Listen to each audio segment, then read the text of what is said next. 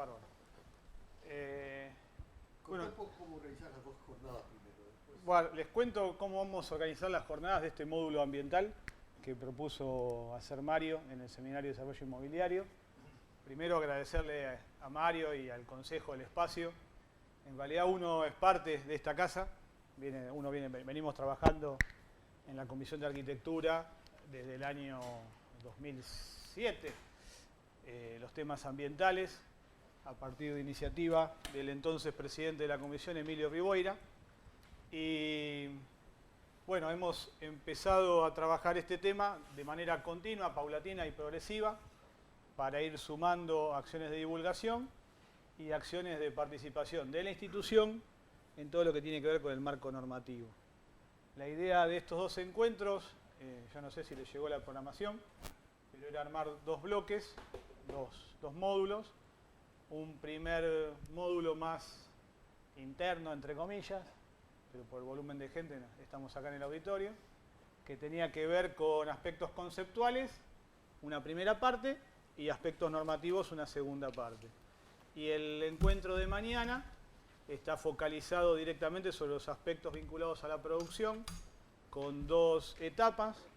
Una primera etapa muy cortita, que cae bajo mi responsabilidad, que es contarles un poco los aspectos de la gestión de las prácticas ambientales en los proyectos y las obras, y un segundo módulo que lo va a llevar adelante el arquitecto Schwartz, acá presente, que vino a ver de qué se trataba, que va a ser la presentación del libro de Sustentabilidad 3, vinculado ya a prácticas ambientales en la producción de obras de arquitectura. La idea de hoy particularmente era hacer un módulo introductorio en temas conceptuales vinculados a lo que es la temática central de este seminario, que es el desarrollo inmobiliario, hacer un pequeño break para tomar un café y despejar un poco las ideas, después hacer y aparte para estar un poco más despiertos para lo que es la parte normativa, que suele ser un poco más pesada, y después cerrar. Yo traje unas planillitas de evaluación de proyectos del Código Ambiental del País Vasco, que están en Excel, que me parece que va a ser lo que se viene en el corto o mediano plazo en el ejercicio profesional en la mayoría de los municipios. Así que un poco esa es la estructura del seminario. Al finalizar, si quieren me interrumpen, no hay ningún tipo de problema. Sí. ¿Tu presentación queda acá? Mi presentación queda acá. ¿Se puede después distribuir? Sí, incluso ahora voy a comentar las fuentes, es todo información que ha elaborado el Consejo en estos años. Sí, así que o sea, para ver cómo después. yo creo que lo más operativo es armar unos PDFs y mandarlos por mail o colgarlos de la página para que se puedan bajar, pero no hay nada misterioso, digamos, no hay nada oculto que no se pueda ver. Pero, bueno, les cuento un poco qué hace uno acá. Bueno, les comentaba que yo me incorporo al Consejo en la parte de manejar el tema arquitectura y ambiente desde el año 2008 en la Comisión de Arquitectura. Sinceramente, mi especialidad es planificación urbana y regional. He trabajado los últimos ya 15 años en temas ambientales vinculados a la planificación urbana y regional, desde todos los aspectos, de la cuestión EIA hasta el tema de evaluación ambiental estratégica y desarrollo de planes territoriales. Actualmente estoy trabajando contratado indirectamente por el Ministerio de Turismo para hacer unos planes urbanos en Misiones, y estoy como asesor de donde vengo ahora en la Subsecretaría de Gestión de Residuos de la Municipalidad de Avellaneda, en lo que tiene que ver específicamente con temas urbano-ambientales. Nosotros en la Comisión de Arquitectura, cuando empezamos a tratar estos temas ambientales, empezamos a notar que había como un doble input sobre la temática en el ejercicio profesional. Uno que tenía que ver con la resolución de los procedimientos administrativos y otro que tenía que ver con la incorporación de la temática ambiental a la gestión de los proyectos. Cuando hablamos de gestión de los proyectos, hablamos de la gestión integral de los proyectos, ¿no? Desde la formulación de las ideas preliminares hasta el desarrollo de la documentación ejecutiva. Esto creo que fue casi puesto arbitrariamente A mí me gusta comparar el tema de la gestión ambiental de las obras o de los desarrollos inmobiliarios a lo que es los aspectos de higiene y seguridad, digamos, con la ley de RT, medio que se impuso una dinámica de trabajo, el tema de higiene y seguridad en la obra, que se fue perfeccionando con el hacer cotidiano, y creo que por decirlo en términos elegantes, ¿no? Con la explosión del Código de Planificación de la Ciudad a partir de la mejora en los indicadores de rentabilidad que se dio después de la gran crisis del 2001, se impusieron los temas ambientales, no de la mejor manera, porque aparece la evaluación de impacto ambiental casi como una especie de traba a la gestión de la construcción, por más de que los desarrollos o los emprendimientos estén 100% de acuerdo a norma, ¿no? Pero cuando surge este problema, en lo que es la gestión del ejercicio profesional, la comisión lo ve como una oportunidad, como en dos aspectos. Es decir, bueno, primero, de qué manera trabajamos dentro de la gestión para resolver lo urgente, que es decir, que la evaluación de impacto ambiental no se transforme en un impedimento para la gestión del ejercicio profesional, y ver cómo, pensando a corto o mediano plazo, realmente los instrumentos de gestión ambiental se incorporan dentro de lo que es la práctica profesional. Y uno empieza a cambiar, casi diría, los métodos de proyecto a partir de la incorporación de la visión ambiental. Esto es como una especie de introducción general de qué hacemos acá o qué estuvimos haciendo acá en todo este tiempo. El Consejo decidió que para esto la persona adecuada era yo en este día, y mañana me dejaron poner a alguien que sepa un poco más que yo, que es Andrés, que es un especialista.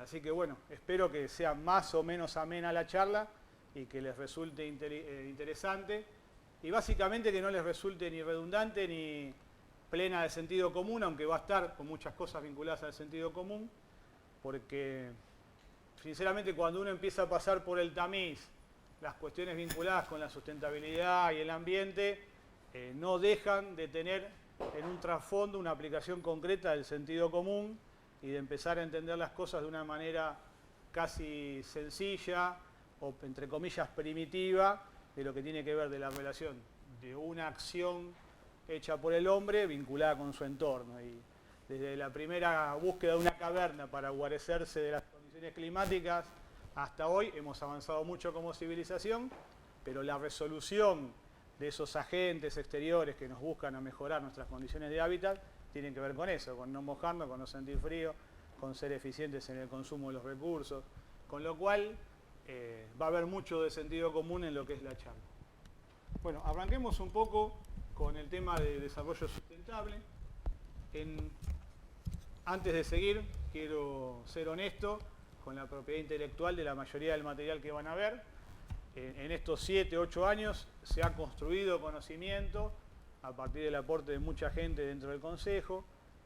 No les quiero vender las dos publicaciones anteriores, que son Sustentabilidad 1 y Sustentabilidad 2, pero sí les quiero informar que si compran las dos, se llevan de regalo el MEPA. Y realmente es... no, Silvia, que es así. El MEPA 2000. Y se viene Sustentabilidad 3, que no dejen de reservarla porque suele ser una publicación muy exitosa. Pero, digamos, en la construcción de este conocimiento, que empieza a ser colectivo porque es para todo el Consejo, ha participado la gente del CIE, que es de la Facultad de Arquitectura, a partir de lo que es el Centro de Investigación de Hábitat y Energía, en lo que es Sustentabilidad 1, o sea que van a ver muchas imágenes o textos que tienen que ver con extractos de presentaciones que ha hecho Julian y que ha dejado el Consejo.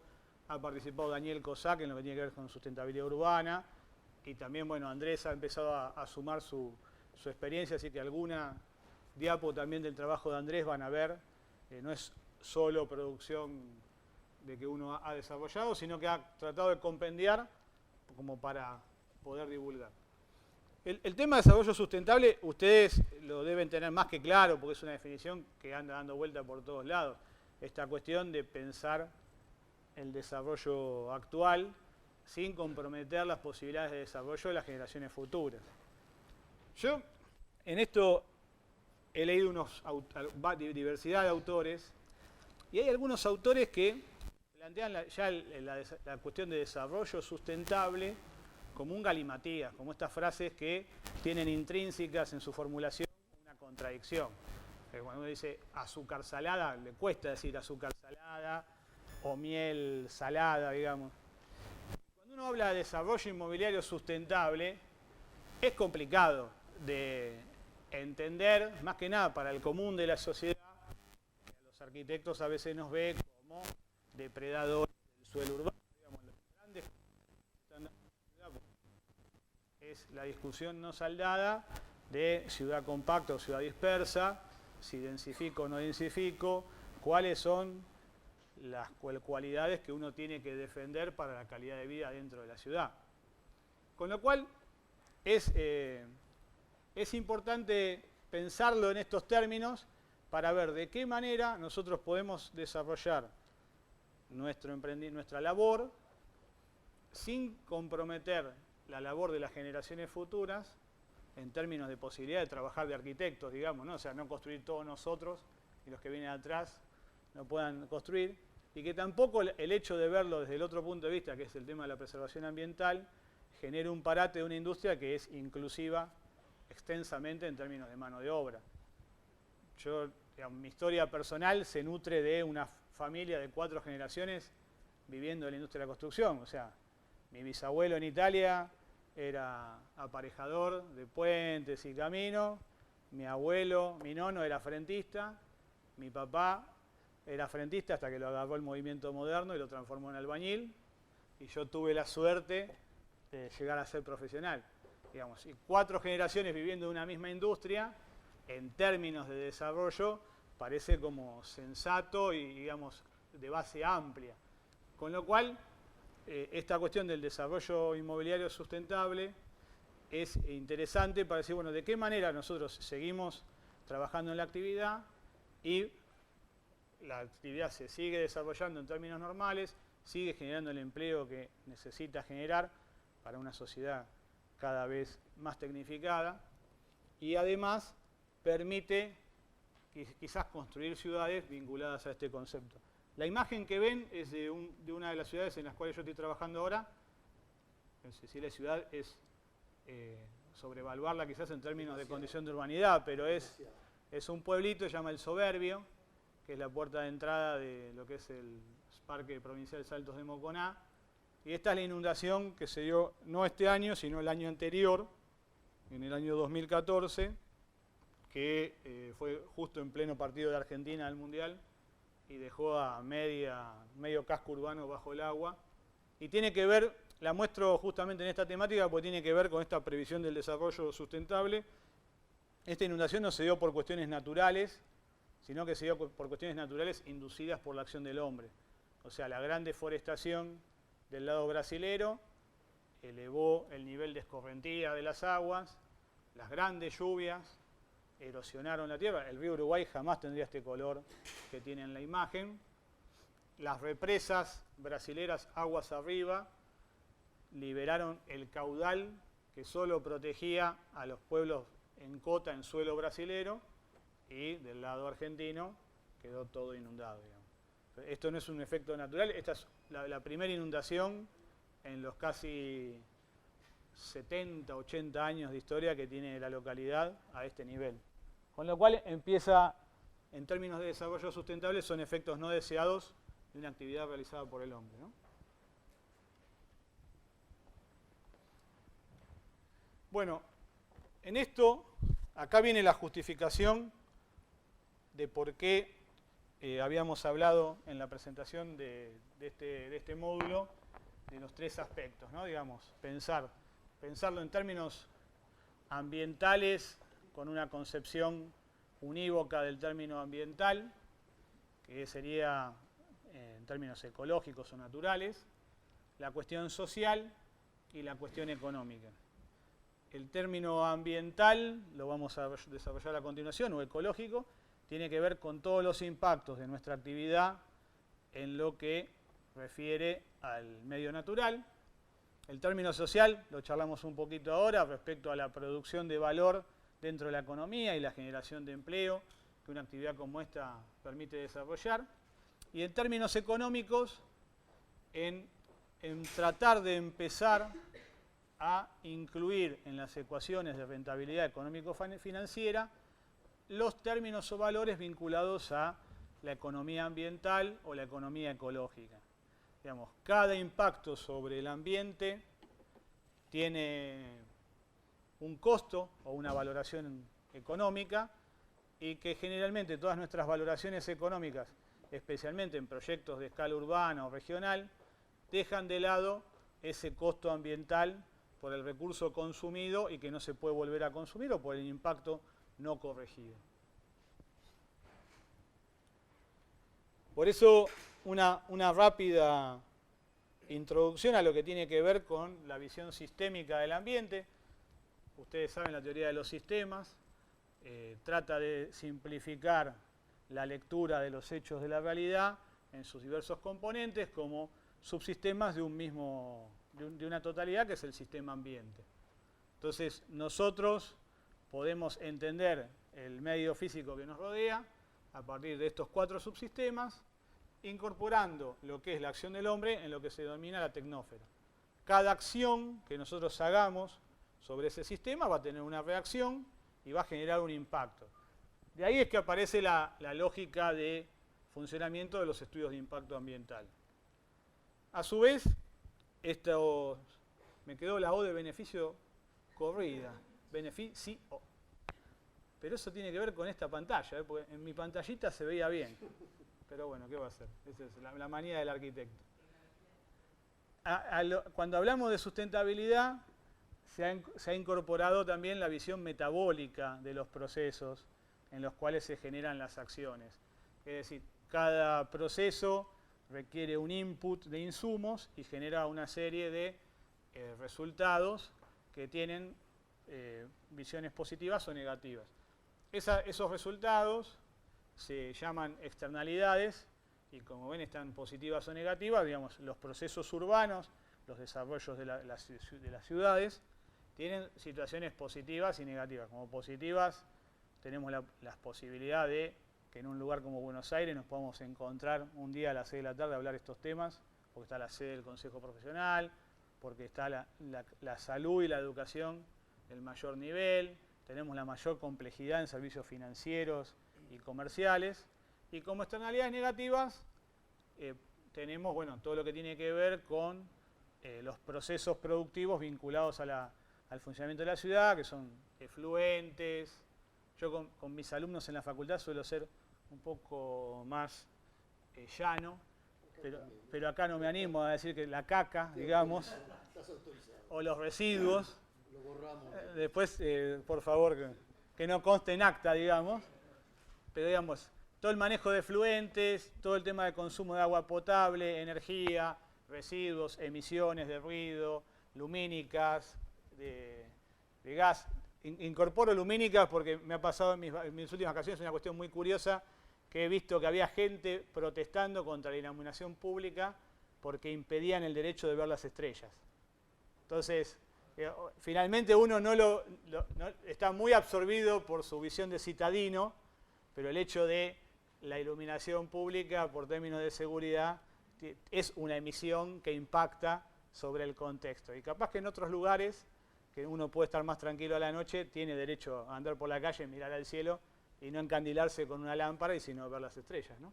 Pero bueno, a eso nos referimos con la visión metabólica. Y nosotros como constructores de la ciudad no podemos dejar de entender este marco de trabajo general en lo que tiene que ver con los impactos ambientales de nuestros proyectos. Por eso ahora van a empezar a ver rápidamente, porque esto les queda, pero los impactos de lo que tiene que ver con el modelo de desarrollo actual y el modelo de construcción actual sobre lo que es el medio natural. Digamos. Consumimos energía fósil en un 80%, la mayoría de esa energía se destina al mantenimiento de nuestras estructuras construidas, las reservas mundiales de energía tienen una vida de uso limitada. La construcción, lo van a ver en la diapo más adelante, pero en Argentina la construcción se lleva casi el 38% de la energía. Está Andrés asintiendo, no me deja mentir. Con lo cual, nosotros tenemos una responsabilidad bastante grande en sostener el funcionamiento del sistema económico mundial. No lo quiero ser rimbombante, pero pasa por ahí. Esta situación de consumo de energía y de emisiones generan impactos en las tres escalas. A nivel mundial, bueno, ustedes es voz populi el tema del calentamiento global, lo estamos viviendo. Yo tengo 44 años y no tengo registro de los últimos 2 inviernos tan cálidos, digamos, ¿no? O esta situación que estamos viviendo ahora de un agosto con casi 400 milímetros de lluvia cuando termine el mes, digamos. Si sigue lloviendo así, vamos a llegar a entre 250, 300, 350 milímetros en un solo mes. A nivel regional tenemos efectos de polución, de lluvia ácida, y a escala urbana, principalmente efectos tipo isla de calor, polución aérea en términos de emisiones, polución térmica, etcétera, etcétera, etcétera. En términos de lo que es urbanización en Argentina, les comentaba, el 37-38% del consumo energético para lo que es construcción y operación de los edificios, 24% de emisiones de gases de efecto invernadero, 50% de emisión de lo que es residuos sólidos urbanos, que es un tema no menor, especialmente los residuos de construcción. Lo digo de hablarlo hoy a la tarde con la Cámara de Volqueteros de la Municipalidad de Avellaneda, que no tienen dónde disponer el producido de su trabajo. Y bueno, insisten en que la municipalidad active la escombrera, que está pendiente de activar, pero bueno, las prioridades a veces de la gestión no tienen que ver con los intereses particulares, pero bueno, en eso estamos. El 60% de las aguas pluviales, o sea, finalmente el hecho de urbanizar áreas vulnerables en términos de riesgo hídrico suelen generarnos problemas serios. El 20% de la polución aérea y, bueno, más del 35% de lo que tiene que ver con la polución térmica. Esto como pantallazo de lo que es la cuestión ambiental en términos de desarrollo inmobiliario sostenible. Después vamos a avanzar un poquito de cómo podemos resolverlo desde nosotros como proyectistas, gestores, desarrolladores e incluso constructores. Ahora quería pasar a los aspectos sociales. En términos de los aspectos sociales, este es un gráfico que se mostró en el Foro Internacional de Vivienda Sustentable del año 2011, donde se sintetiza la demanda de vivienda por país en los próximos años, que va asociado al incremento de la tasa de urbanización que está teniendo el mundo y que tiene particularmente la Argentina. Generalmente se da en los países emergentes, antes llamados subdesarrollados, que la gente se acerca a las ciudades porque son los lugares donde hay mayor oportunidad de desarrollarse.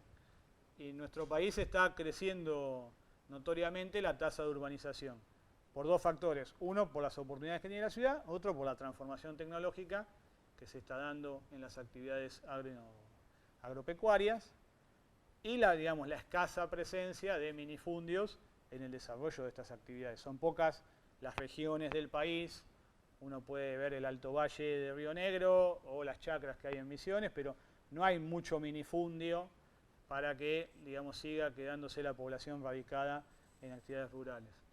Y ese crecimiento de la población genera crecimiento de vivienda. Entonces, la pregunta del millón es, si construir vivienda consume tanta energía y queremos cuidar el mundo, ¿dónde vamos a meter a toda esta gente? Yo tengo una pieza libre en mi casa, pero creo que no entran todos ahí, creo que a ustedes les va a pasar lo mismo, se van los hijos, le quedan alguna pieza libre, pero va a ser mucha gente que tenemos que tratar de darle su lugar para el hábitat.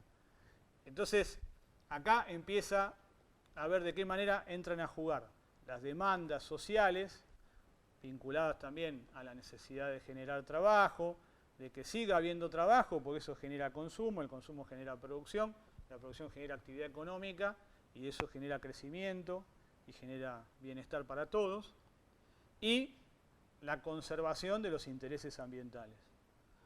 En este foro en México, una de las experiencias que se contaron, obviamente México a nosotros nos triplica en cantidad de habitantes y particularmente el Distrito Federal es un monstruo infernal en cantidad de gente, pero ellos tienen articulado un instituto, o por lo menos tenían hasta la gestión anterior presidencial, calculo que debe seguir estando, que es parecido a lo que se armó ahora con Procrear, pero en realidad lo que tienen ellos es metida adentro la pata de inversión privada.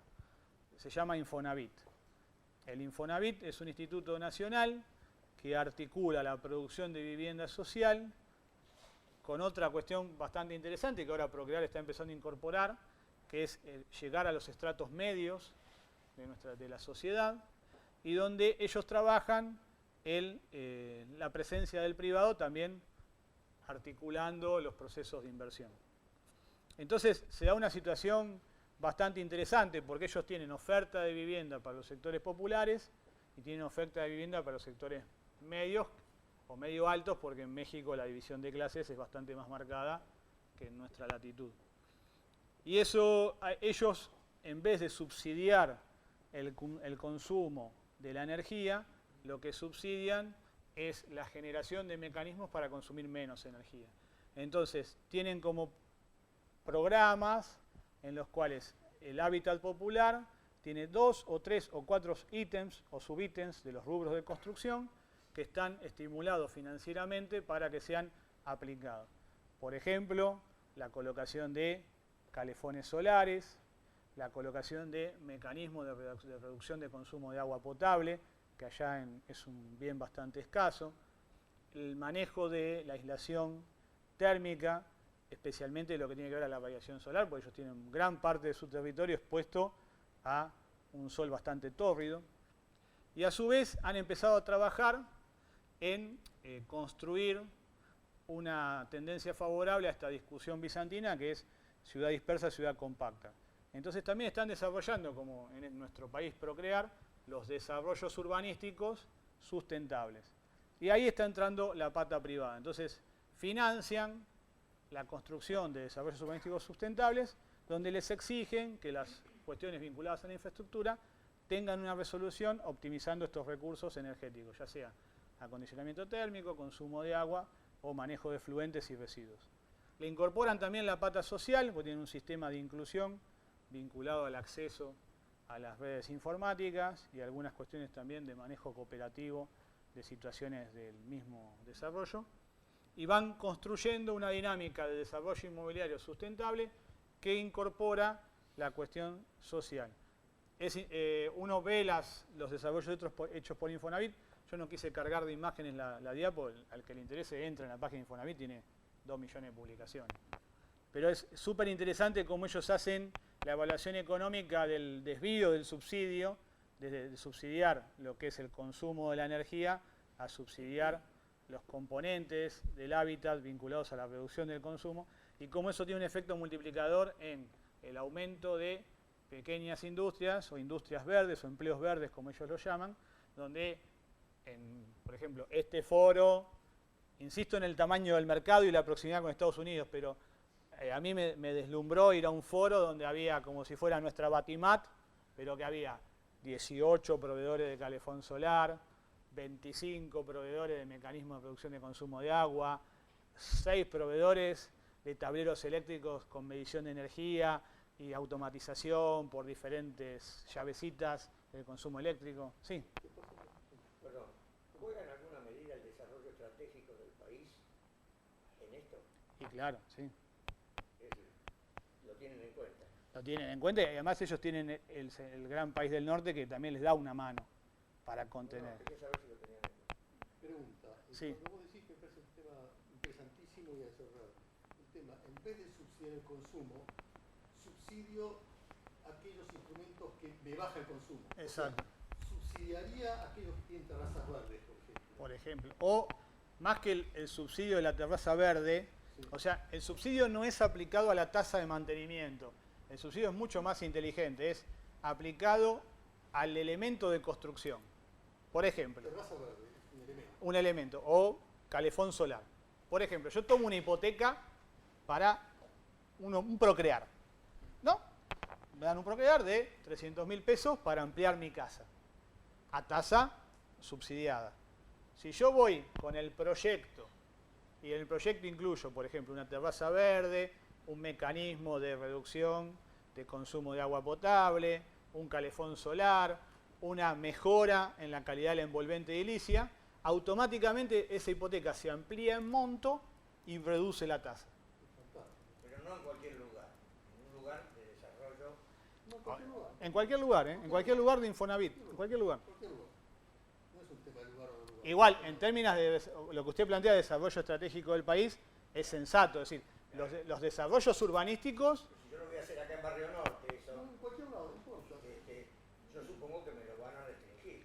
Lo que pasa que en realidad el concepto, después lo vamos a ver con el tema económico, pero el concepto no tiene que ver con el poder adquisitivo o no del destinatario, sino, por ejemplo, en nuestro país, si uno lo pensara en estos términos, la visión estratégica es reducir el egreso de divisas que van a pagar la compra de energía. Digo, si yo consumo menos energía, capaz que me arreglo con lo que tengo y no tengo que sacar una chorradera de dólares por año para comprar energía, para sostener un sistema que me está consumiendo la gallina del huevo de oro, que es la divisa, que es lo que yo no tengo. Sí, pero eso es desde el punto de vista económico. Yo más bien me refería al desarrollo estratégico desde el punto de vista de la planificación. No, en eso también, porque los desarrollos urbanísticos están focalizados a consolidar este concepto de ciudad compacta. No se dan en lugares periféricos. O sea, ¿cómo es la gestión del territorio acá en Argentina? Los planes van donde está la disponibilidad de la tierra. Acá es orientado a que el plan va donde lo requiere el sistema de ciudades. Y hay todo un proceso de gestión de la tierra previo para que esa inversión o ese estímulo vaya en el lugar que lo necesita. Después sí, hay una serie de menúes donde yo con mi casita puedo llegar. Bueno, vayamos al tema económico. Acá, toco de oído absolutamente. Acá mi rol es de comunicador. No me pregunten cómo son las fórmulas, porque algo sé, pero por suerte se inventó el Excel que me hace el BAN y el TIR, y con eso estoy contento. Pero, digamos, esta diapositiva es extraída de una disertación que dio el doctor Aliberti, que vino invitado por el Consejo Profesional de Ciencias Económicas, hace ya 4 o 5 años, acá mismo, que hicimos unas jornadas de CEPUC para lo que era la gestión integral de residuos sólidos urbanos, y que en su momento como que a todo el cúmulo de profesionales que estaba acá le causó estupor, pero bueno, es así. Lo que trata de mostrar esta diapo es el proceso, digamos, de rentabilidad del VAN, del valor actual neto, que ustedes saben que es un indicador de rentabilidad de una inversión, que tiene que ver con la ecuación económica entre ingresos y egresos y el tiempo, y cuando yo le incorporo la variable ambiental. Lo que está indicando este gráfico es la posibilidad de que ese VAN se mantenga dentro del lado positivo una mayor cantidad de tiempo. Acá está en términos teóricos, digamos, las dos líneas paralelas. Digamos, si uno le incorpora los aditamentos a las construcciones o a los desarrollos vinculados a la condición de sustentabilidad o sostenibilidad, como el concepto es integral, uno podría tener una rentabilidad más extensa. Ustedes me van a decir inmediatamente, pero yo hago el desarrollo, lo vendo y no lo opero. Con lo cual hay una parte de la película en la cual no me está ingresando renta. Bueno, en ese caso estamos en un proceso que en términos ambientales o económicos está en la mitad de la película, porque uno cuando habla de términos económicos o ambientales de la valoración de un bien, habla en ciclo de vida completo, desde la cuna hasta la tumba, entonces está incluyendo la etapa de proyecto, de construcción, operación, mantenimiento y demolición. Lo que sí es cierto, yo no sé sinceramente quiénes son ustedes, me hubiese encantado saberlo, pero no tuvimos suerte. Después podemos preguntar en el intervalo, pero hay muchos desarrolladores que construyen sus proyectos con el afán de obtener una renta, con lo cual siguen siendo propietarios y padecen los costos de mantenimiento y operación. Con lo cual, esto se da mucho en el mercado de oficinas. En la década del 20 se da en el mercado de vivienda, antes de la ley de propiedad horizontal, digamos. Pero quien toma el negocio completo, quien construye y opera y alquila a su vez a terceros, esta ecuación, sabiendo que va a tener una reducción de costos en lo que es operación, una reducción de costos en lo que es mantenimiento, seguramente le va a resultar pertinente. Pero básicamente la intención de este gráfico es empezar a mostrar la necesidad de incorporar al polinomio que genera las ecuaciones costo-beneficio todos los términos que tienen que ver con la valoración ambiental. Acá hay una serie de cuestiones que tratan de explicar un poco, digamos. ¿Qué problemas tenemos cuando queremos incorporar la valoración ambiental? Bueno, de valoración. Básicamente, ustedes saben que en términos económicos el valor es el costo de reposición de un bien en el mercado, digamos, no el precio. Entonces, ¿cuánto vale un metro cuadrado de pasto? O en términos más técnicos, ¿cuánto me cuesta el metro cuadrado de suelo natural? ¿O cuánto me cuesta el metro cúbico de tierra de los primeros 50 centímetros de capa? Empezar a contener, a costear y elaborar esas situaciones es complicado. Después, la cuestión de los bienes y servicios ambientales no son solo valor de uso, sino que generan una situación que es de incertidumbre, porque no sé por cómo se van a desarrollar, y las acciones suelen ser irreversibles. O sea, cuando yo estoy haciendo un shopping en Neuquén y decido cargarme 2 o 3 o 4 metros de barda, ese efecto suele ser irreversible y el impacto lo mismo. Cuando yo decido impermeabilizar un suelo en área vulnerable o en situación de humedal, estoy tomando una decisión que suele ser irreversible. Con lo cual, el objetivo es decir, bueno, el BAN lo que busca es generar el cálculo del valor del bien actualizado en el tiempo, que se llama valor actual neto. Y lo que uno trataría es de incorporar al valor del bien la depreciación o aumento o demasía que genera la incorporación de las soluciones ambientales. No es para que lo resolvamos hoy, pero sí para empezar a entenderlo, porque empieza a haber una demanda también de los diferentes organismos de control de empezar a sostener esas situaciones. Porque si no se empiezan a considerar en los desarrollos particulares o en los códigos de planificación, después tiene que venir toda la sociedad a enmendar esa situación. Y digamos, el beneficio que obtiene un desarrollador en la explotación de una porción de suelo urbano termina siendo subsidiado por la remediación que hace el Estado de esos impactos no considerados. Ejemplo concreto. Autopista Panamericana carga todo el desagüe pluvial sobre los pluviales de los distritos que atraviesa. A los 10 o 12 años viene el Estado Nacional a hacer una obra como fue el Conducto Paraná, que fueron 80 millones de pesos que hizo el Estado Nacional para canalizar una parte de la escorrentía de lo que eran los desagües de la autopista Panamericana hasta el Río de la Plata, el cuerpo receptor, porque obviamente los caños de los partidos de San Isidro y Vicente López no estaban preparados para ese volumen de agua. Podemos seguir sumando. Desarrollo de la cuenca del Maldonado. Muchos años después viene el Estado municipal a hacer el desarrollo del aliviador del cuenco del arroyo Maldonado por haber sobreexplotado el suelo. Digamos, lo que es el beneficio, la renta extraordinaria tipo 2 que genera un desarrollo inmobiliario, se la llevó el dueño de la tierra y el desarrollador. Y el Estado o la sociedad tuvo que ir después en auxilio a remediar esa situación. Lo que uno está empezando a plantear en la incorporación de los desarrollos urbanos sostenibles es, bueno, de ver de qué manera nosotros podemos mitigar los impactos ambientales dentro del mismo desarrollo que estamos proyectando y o construyendo. Insisto, veo mucha gente joven y mucha gente de mi edad y alguna un poco más grande. Una de las cosas que me planteé, y esto es un sincericidio, es cuando Mario me propone el tema, dice, tenés que hablar sobre desarrollo inmobiliario sustentable. Y yo dije, hay una frase que me marcó cuando yo era pibe, tenía 18 años, y en cadena nacional, el entonces ministro de Economía, Juan Carlos Pugliese, dice un montón de medidas en la debacle del gobierno de Alfonsín, entrando en la hiperinflación.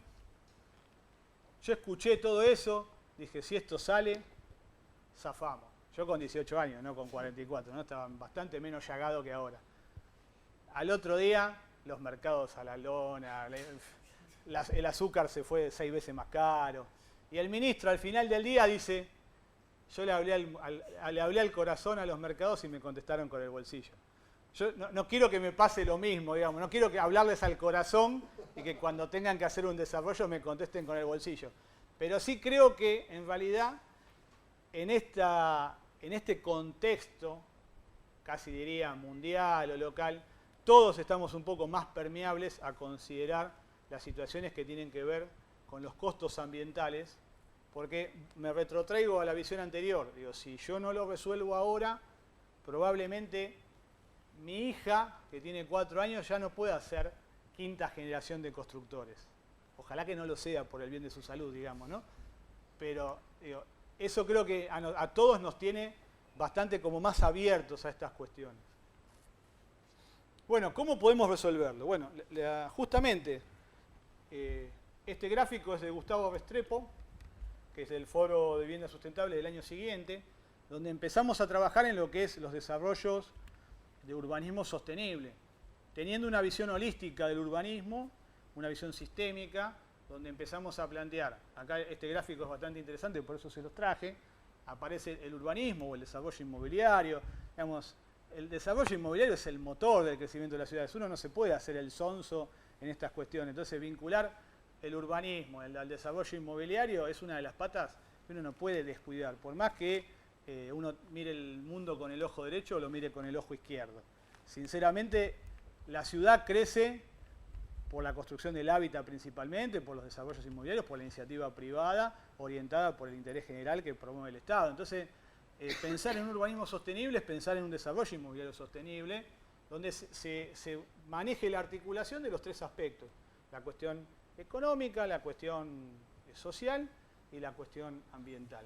Y, digamos, y a partir de ahí generar políticas públicas que sean inclusivas y regulatorias de las 3 situaciones.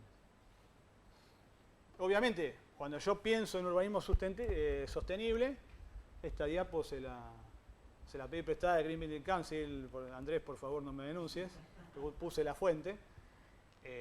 Cuando yo hago edificios sustentables, tengo todos estos beneficios que empiezan a ser beneficios sociales que yo puedo incorporar en esta ecuación económica.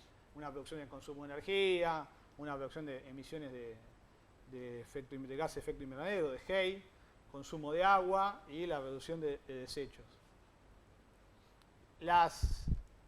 Los considerandos del urbanismo sostenible tienen como diferentes vertientes.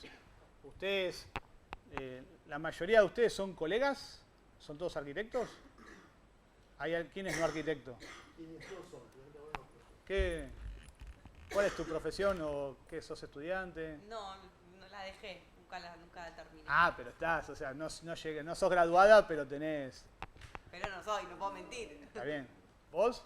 Yo soy diseñadora de interiores, maquillera, trabajadora. Bueno, pero estás ahí también. Ahora tengo un programa de radio que está relacionado con desarrollo inmobiliario, sustentabilidad, Ah, buenísimo. ¿Y el señor? Ah, está en el rubro. Bueno, por eso hay como varias vertientes. Ese señor Sí. son los inventores y fabricantes y vendedores de terrazas verdes. Ah, buenísimo. Buenísimo. El inventor quedó un poco alto. No. Claro, es casi lo mismo que decirme a mí que yo soy especialista, digamos, es como pomposo, ¿no? Hace años que está. No puede inventar una terraza verde. Desarrollamos lo que tiene Mario porque sabe bien, sé lo que está diciendo. Tenemos un sistema. Está bien. Es interesante, yo te hice un par de preguntas porque ellos trabajan con todo esto. Trabajan hace años y es un tema muy interesante. Hoy hay muchas marcas terrazas verdes. Verdes Aires, que son ellos, Claro. son los primeros que Son los primeros que se involucraron. Ahí me duele un poco más porque hice 2 carreras, ingeniería y arquitectura. Y como ingeniero soy más duro para analizar estas cosas, ¿no? El arquitecto Es bueno, es muy creativo y pensante y le cuesta llegar a... pero después, entonces las planillitas de Excel que traje le van a encantar. Sí. Yo siempre sabía que había que atraer también a los matemáticos. No, esas planillitas son alucinantes, son bárbaras. Yo estuve jugando antes de la presentación un buen rato, ante el fin de semana. Yo tengo que Podemos usar tu presentación después cada uno. supuesto, sí. Sí, por supuesto. Creo que en arquitectura tendría que haber unas cuantas materias más duras de formación cientificista, ¿no? Es duro también. Esa función absolutamente creativa, el trabajar de noche, el no tener equipos, prometer proyectos para dentro de 15 días y tardar 40. No, pero Los arquitectos ha cambiado, ¿eh? Ha cambiado bastante. Está cambiando. Por bien de la sociedad está cambiando. Pero bueno, retomando, más que nada les consultaba porque hay lo que a mí me llamó la atención de este tema de pensar el planeamiento ambiental o los desarrollos urbanos sostenibles o el urbanismo ambiental, es que hay como dos o tres visiones. Hay una corriente que se maneja desde lo que sería la parte catalana de la teoría del urbanismo, que lo maneja José María Llop-Torné, que no es de ahora, es hace 10 años. Y después he disfrutado mucho leyendo a Richard Rogers sobre este tema, en un libro muy, muy lindo, se los recomiendo, muy ameno, que se llama Ciudades para un pequeño planeta. Bueno, donde plantean situaciones concretas a resolver en términos generales, digamos, del urbanismo, pero que casi son coincidentes, ¿no? Porque cuando ellos hablan, por el lado, en lo verde está lo de Torné, lo de Llop-Torné, y lo naranja está lo que dice Richard Rogers. Entonces, Richard Rogers dice en el último punto una ciudad diversa, los catalanes hablan de plantearse retos y diversidad, una ciudad compacta y policéntrica, donde acá el desarrollo inmobiliario o el incremento de densidad en las áreas ya impactadas justamente tienen que ver con eso, con generar una ciudad compacta y con diferentes mixturas de usos que generen centralidad. Una ciudad de redes, digamos, vinculada a esto que tiene que ver con la ciudad creativa. Digamos, son situaciones que uno podría asociar a justificar la presencia de desarrollos inmobiliarios dentro de una política de desarrollo sustentable. O sea, seguramente reconvertir un área industrial dentro de la huella de la ciudad en un desarrollo que tenga que ver con condiciones de hábitat sustentable para una densidad de 300, 400, 500 habitantes por hectárea, si bien puede ser visto como una situación de renta inmobiliaria, también puede ser visto como una situación de incremento de la sostenibilidad de esa ciudad. Porque cuanto más compacta es la ciudad, cuanto más diversa, cuanto más mixtura de usos hace, se reducen los viajes, se reduce el consumo de energía para los viajes, se genera más tiempo para que el que habita esa ciudad pueda disfrutar de otras cosas que no sea trabajar o de casa al trabajo y de trabajo a casa. Digo, la extensión de los servicios públicos se reduce. Ustedes saben que el costo más caro que tienen los procesos de urbanización es la red de servicios públicos. O sea, yo para hacer la red de cloaca y de agua potable tengo una rentabilidad que tiene que ver en metro lineal con habitante por manzana. O sea que no es lo mismo llegar con el agua y la cloaca a una zona de 80, 100 habitantes por hectárea que a una zona donde tengo 300 o 400 habitantes por hectárea. En términos de relación de inversión, porque probablemente el costo del caño no sea tan fuerte como lo que tiene que ver con la obra de llegar a. Lo mismo con las plantas de tratamiento, la ubicación de las plantas de tratamiento y demás. Ni que hablar del servicio de recolección de residuos. Ni que hablar. O sea, nosotros en Avellaneda, por ser eficientes en la imagen pública, estamos enviando a SEAMSE, no a SEAMSE, sino a la planta de transferencia, camiones compactadores con 2 toneladas adentro, cuando en realidad el camión compactador puede llevar hasta 11 toneladas de residuos. Entonces, eso genera una ineficiencia en términos económicos y en términos ambientales, porque yo hago triple recorrido del camión, hago triple recorrido de consumo de gasoil, triple generación de emisiones de gas de efecto invernadero. O sea, toda una situación que tiene que ver con la relación entre ciudad compacta y ciudad dispersa. Y acá nuestro campo de actuación tiene mucho que aportar. Bueno, acá hay una serie de cuestiones que tienen que ver con esto del urbanismo sustentable, que plantea cuestiones a escala regional, a escala urbana, que es un poco más de lo que estuvimos viendo antes. Se los dejo un poquito para que ustedes lo vayan leyendo, no tiene mucho sentido que yo repita lo que ya venimos hablando y lo que está escrito, ¿no? Pero hay como una situación que uno podría incorporar a la gestión de desarrollos inmobiliarios sostenibles, que es este concepto de la mixtura de usos, la posibilidad de recuperar la escala peatonal, esta situación de contener al vehículo en su casi misión expansiva sobre lo que es la depredación del espacio público. Digo, un desarrollo inmobiliario sostenible, además de tener mucha gente en poco lugar, podría brindarle los servicios que esa gente requiere, ya sea en términos de comercio, plantas bajas comerciales, incluso desarrollos que permitan quizás mixtura de usos en términos de incorporar usos administrativos o terciarios que permitan casi una visión idílica, que quien esté en la zona pudiera trabajar ahí en bicicleta o a pie, y no que el desarrollo inmobiliario sea un condominio que está en Pilar para el tipo que labura en microcentro. Ojalá que haya muchos de esos, pero eso no sería una visión, por más que el edificio en Pilar sea cero emisiones, digamos. El funcionamiento del edificio nos genera un conflicto a nivel general, digamos, en lo que tiene que ver con el funcionamiento de la ciudad. Hago el ejemplo con algo bastante más sencillo de ver.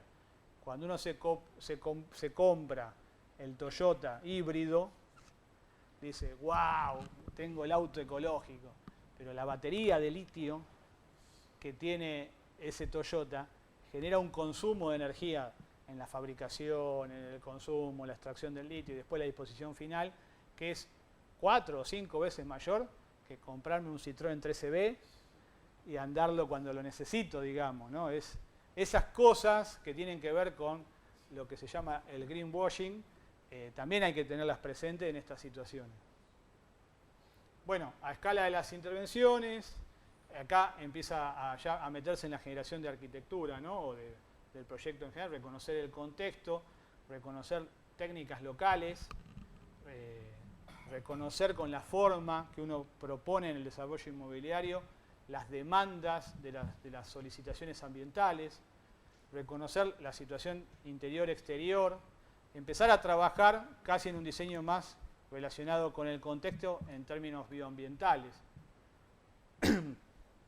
Y me parece que también para eso nosotros tendríamos como arquitectos, la mayoría de los que somos, empezar a transformar nuestra visión en la generación de proyectos a una visión un poco más general. La facultad nos viene formando desde hace muchos años en la cuestión vinculada a la idea de partido o la idea original o la cuestión de unicidad o de originalidad. Pero qué lujo. Me parece que lo que va a pasar es que nosotros vamos a tener que empezar a cambiar esta dinámica de generación de los proyectos, siendo un poco más cientificistas, como planteaba acá el compañero, en tener una metodología de trabajo, que incluso cuando vayamos a la segunda parte de hoy, lo vamos a ver con lo que es la cuestión normativa, donde haya procedimientos que nos permitan registrar inputs o necesidades de la cuestión local y que eso se transforme en la arquitectura que sea respuesta a esas necesidades de condición local. Porque, digo, yo puedo hacer desarrollos inmobiliarios sostenibles con mucha tecnología, pero esa tecnología está generando un impacto en lo que es consumo, en lo que tiene que ver con traslados, especialmente si no son tecnologías nacionales o autóctonas. Entonces, hay que empezar a pensar la visión integral y eso tiene que ver con reconocer la demanda y responder con nuestra arquitectura o con el desarrollo inmobiliario a esa demanda y no quizás a una situación particular que tiene que ver con más una respuesta a la disciplina que a la necesidad. Bueno, esto va asociado a reconocer los patrones de desarrollo de la arquitectura del contexto y básicamente reconocer también en el paisaje que uno se va a insertar. Obviamente el paisaje urbano también tiene un requerimiento de demanda que uno debería tratar de resolver. Hay diferentes formas, esto ya tiene que ver más con la planificación. Yo acá agrupé para un trabajo que se hizo para la Cámara Argentina de la Construcción, programas vinculados a lo que es infraestructura, programas vinculados a las construcciones de vivienda o particulares y programas vinculados a la gestión ambiental. Van a encontrar en estas tablitas como un listado de temas en el que uno puede empezar a trabajar para empezar a decir, bueno, empiezo a meter mano o la cuchara en cada uno de estos ítems. Lo que también resulta interesante es transformar lo que es el proceso lineal de cualquier etapa proyectual a un proceso circular que tiene que ver con lo que la gente del CIE llama el ciclo de evaluación de la sustentabilidad. O sea, ¿qué está pasando o qué pasó en la gestión de los desarrollos inmobiliarios o de la arquitectura en los últimos 50 o 60 años, excepto de algunos maestros? Que uno tenía la encomienda, generaba el proyecto, trataba de establecer cuál era la idea de partido, empezaba a resolver las cuestiones digamos, de fabricación del producto, termina, se entrega y no hay ningún tipo de evaluación del proceso previo como para obtener una mejora en el producto que llega. Ahora uno si empieza a trabajar proyectos sustentables tendría que empezar a tener esta visión metabólica de empezar a generar los proyectos, ir evaluando cada una de las etapas, los requerimientos que genera, ver cómo se llega al final, hacer una evaluación del producto final, tomar registro de esa evaluación y ver que en el próximo proyecto, como decimos en la facultad, uno no arranca del papel en blanco, sino que arranca de todo esto que analizó y que le permite tratar de generar procesos de mejora que hacen que eso vaya creciendo y vaya generando una mejora continua del proceso proyectual. Verificación y análisis del proceso. Exactamente. Es el ABC de las normas de calidad de certificación. Bueno, para terminar con esta parte de la presentación, les dejo una frase del arquitecto Richard Rogers que tiene que ver con la relación entre la incorporación de la tecnología, las necesidades del contexto y la situación a futuro de lo que tiene que ver con los procesos sustentables. Calculo que algún café nos va a ofrecer el consejo. Ahí hay café para todos. Pues si quieren compartimos un café 10, 15 minutos y seguimos con 5 minutos y seguimos con los temas normativos.